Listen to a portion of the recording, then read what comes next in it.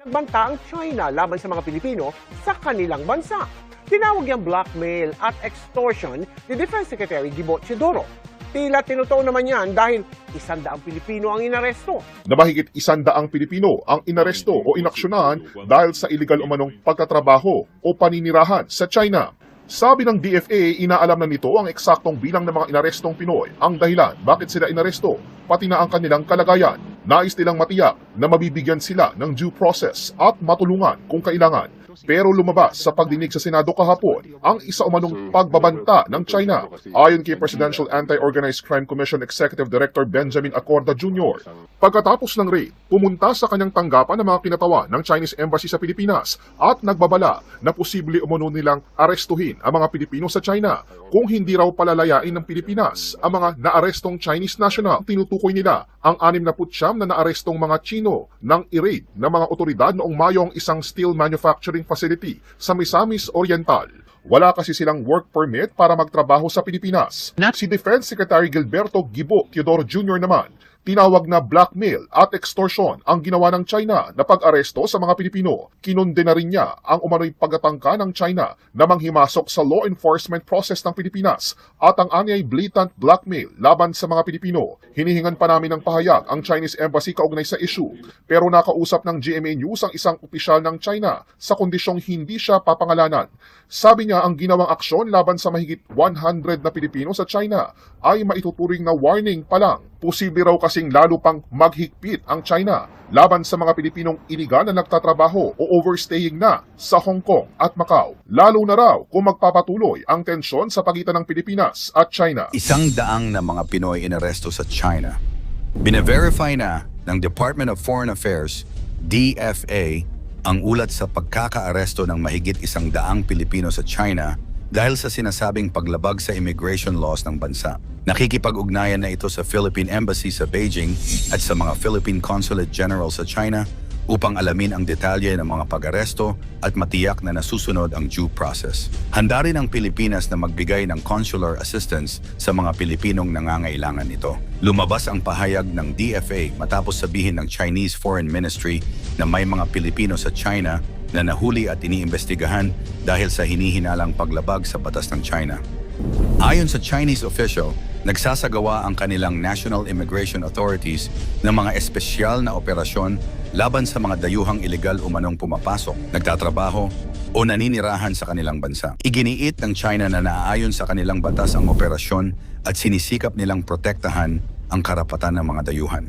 Samantala, sinabi ng DFA na iginagalang ng Pilipinas ang soberanya ng China at ang karapatan nitong ipatupad ang sariling immigration laws.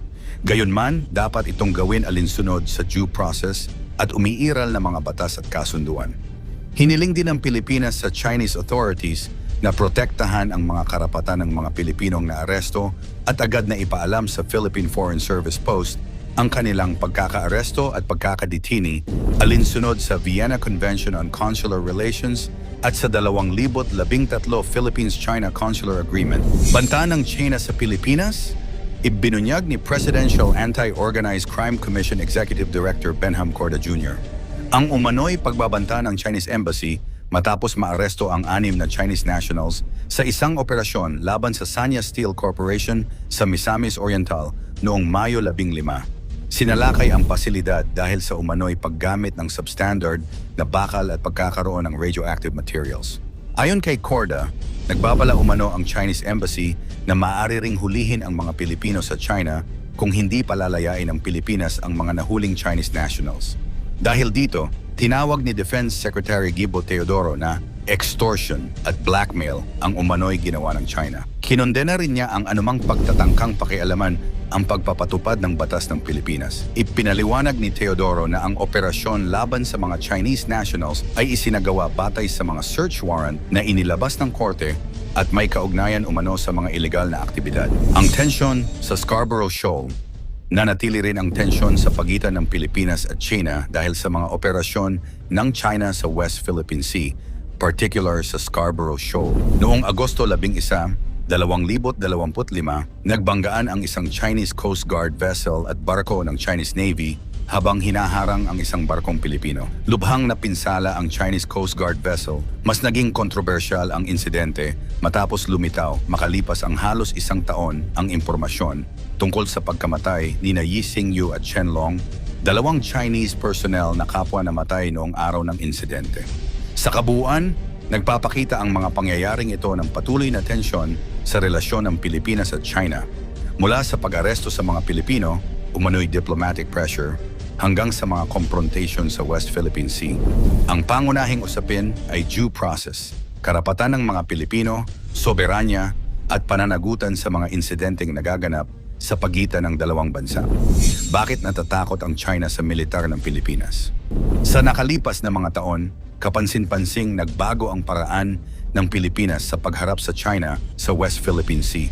Mas naging matatag ang paninindigan ng Maynila habang pinalalakas nito ang sariling kakayahang pandepensa at ang pakikipagtulungan sa mga kaalyado. Patuloy pa rin ang tensyon sa South China Sea, kabilang ang mga confrontation sa Ayungin Shoal at Scarborough Shoal. Lumalakas ang depensa ng Pilipinas.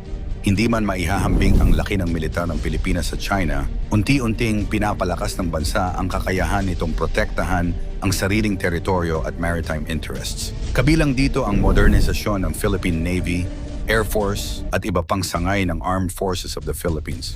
Isa sa mga pinakamahalagang bahagi nito ang BrahMos Supersonic Cruise Missile na itinuturing ng mga opisyal ng Pilipinas bilang isang mahalagang credible deterrent sa South China Sea. Ang layunin nito ay hindi nangangahulugang nais ng Pilipinas na makipagdigma. Sa halip, ang pagkakaroon ng kakayahang tumugon ay maaaring magpataas ng panganib at gastos para sa sinumang magtatangkang gumamit ng puwersa laban sa bansa.